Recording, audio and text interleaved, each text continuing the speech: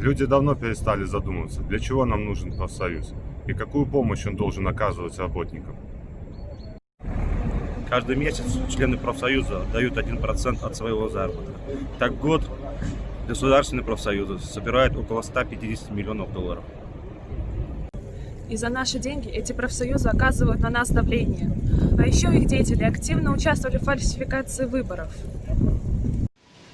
Хватит кормить этих кабинетных индивидуаций. Мы, работники МТЗ, призываем писать заявление и выходить из государственных профсоюзов и вместе с этим вступать в независимые профсоюзы. Именно независимые профсоюзы отстаивают права наемных работников. Нарушение законодательства, производственные травмы, попытки предприятий повесить убытки на сотрудников, угрозы руководства предприятий увольнением. С этим всем эффектно борются независимые профсоюзы, отстаивая права простых рабочих в суде.